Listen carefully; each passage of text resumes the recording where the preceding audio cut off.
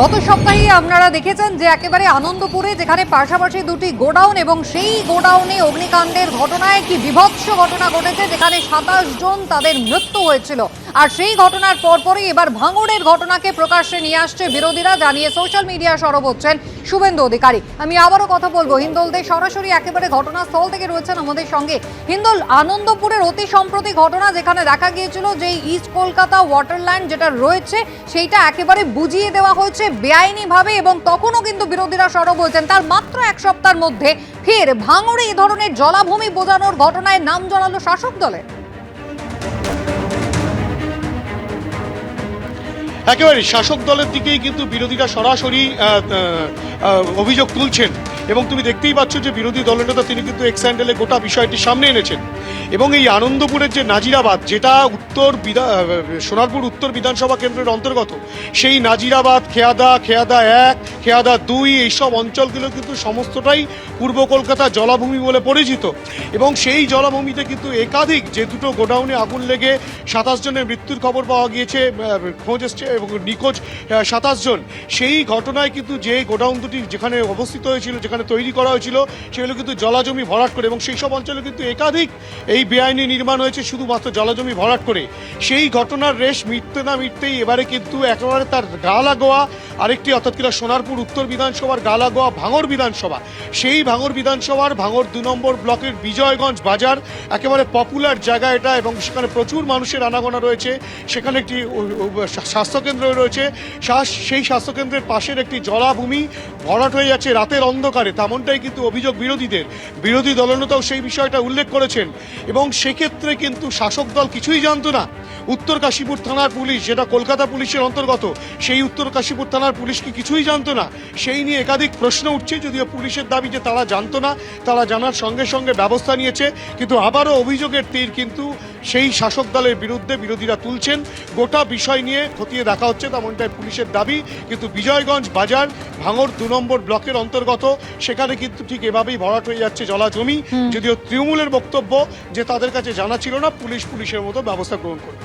একেবারে হিন্দোল, তুমি আমাদের সঙ্গে থাকো। পাশাপাশি দুটো ঘটনা আপনাদের দেখাই। মাত্র 7 দিন হয়েছে আনন্দপুরের সেই ভয়ঙ্কর ঘটনা, সোনারপুর উত্তর বিধানসভা কেন্দ্রের অন্তর্গত আনন্দপুরে, যেখানে একেবারে ইস্ট কলকাতা ওয়েটল্যান্ড বুঝিয়ে গুদাম তৈরি হয়েছিল, এবং সেখানে বেআইনিভাবে সেই গুদাম বছরের পর বছর, যেখানে জিনিসপত্র লোড করে রাখা হতো, ডেকোরেটরসের গুদামে আগুন থেকে তা ওয়াও মোমোর গুদামে ছড়িয়ে পড়ে, এবং সেখানে 27 জন মানুষ একেবারে দগ্ধ হয়ে জ্বলন্ত তাদের মৃত্যু হয়। ভয়ঙ্কর সেই ঘটনা। 1 সপ্তাহ সবেমাত্র কেটেছে, এখনো তদন্ত কিন্তু শেষ হয়নি।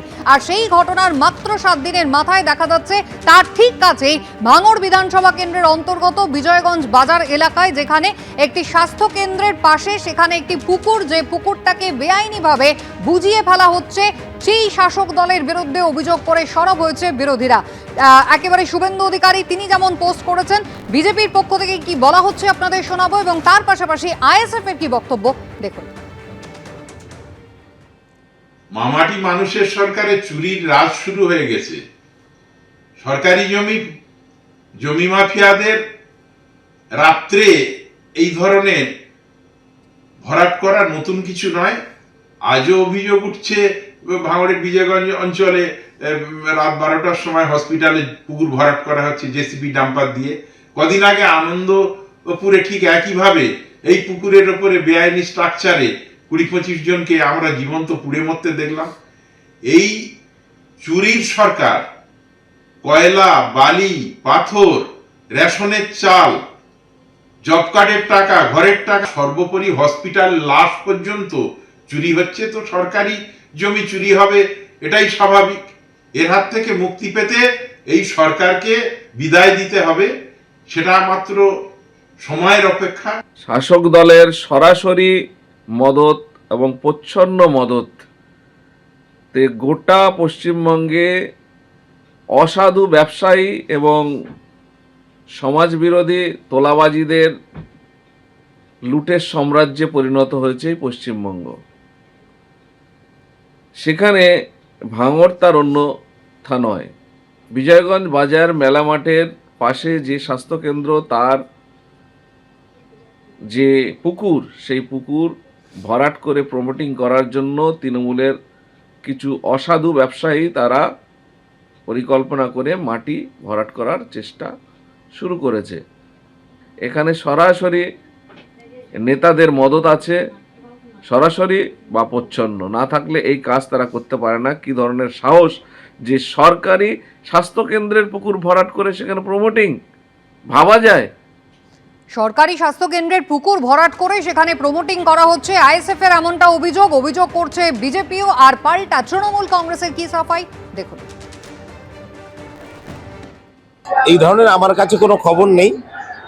সাধারণত আমি ভাঙড় 1 নম্বর ব্লকটা দেখি, তো সেক্ষেত্রে আমি ভাঙড় 2 নম্বর ব্লক, ওটা কাশীপুর থানার অন্তর্গত, বিজয়গঞ্জ থানার অন্তর্গত।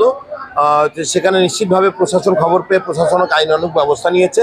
আমার কাছে এই ধরনের কোনো খবর নেই। বিরোধীরা বা আইএসএফ তোমরা বলছেন যে এর সঙ্গে প্রচ্ছন্নভাবে বা ওদের তো কোনো কাজই নেই, ওরা সবসময় তৃণমূল কংগ্রেসের নেতাদের সরকার পক্ষকে সবসময় তারা দোষ খুঁজতে থাকে। এতে আমাদের কাছে কোনো খবর নেই, এই ধরনের কোনো খবর আমাদের কাছে নেই। ও বিরোধীদের বক্তব্য বিরোধীরা রাখতেই পারে।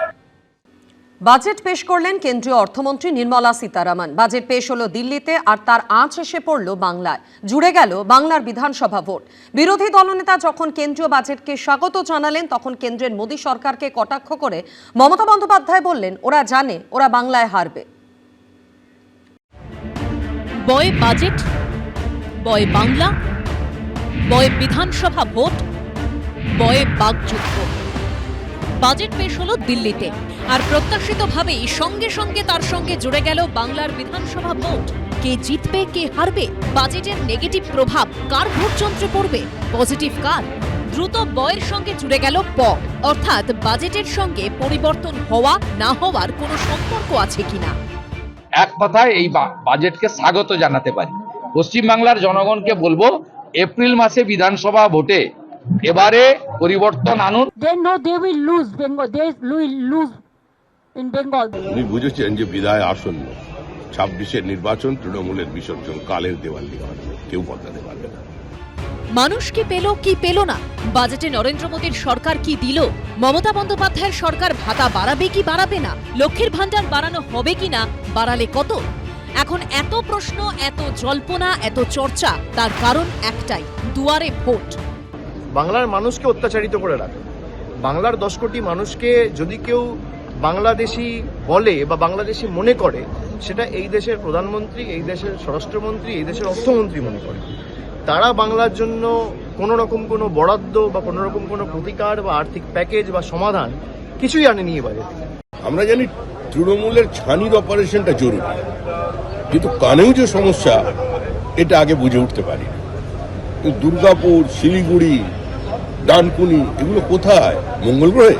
আমজনতার বাজেট কোনোদিনও ঠিক হয় না। খরচ বেশি, আয় কম, বরাবর। তাতে আর কবে কি এসে গেছে রাজনীতিবিদদের? তারা বরাবরই ভালো ভালো কথা বলে ভোট নিয়ে যায়, সে যে দলেরই হোক না কেন। তাদের নিজেদের ভোটের বাজেট ঠিক থাকলেই হলো।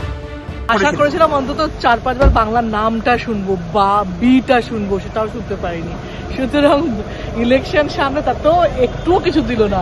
বাংলাকে বঞ্চিত করতেই থাকছে, আগামী দিনও করবে। এই বাজেট তো পশ্চিমবঙ্গকে আরো বিকশিত করার বাজেট, কিন্তু এটা হবে না। আসল বাজেট হবে যেটা, সেটা হবে মে মাসে, এই সরকারটাকে বিসর্জন দেওয়ার পর। বিকশিত ভারতের সঙ্গে বিকশিত পশ্চিমবঙ্গের বাজেট। সব দলই দাবি করে তারা মানুষের বাজেট করে, কিংবা ক্ষমতায় এলে করবে। তা করলে অবশ্য এতদিনে জনসাধারণের বাজেট ঠিক হয়ে যেত। এবিপি আনন্দ। এবিপি আনন্দ, এগিয়ে থাকে, এগিয়ে রাখে।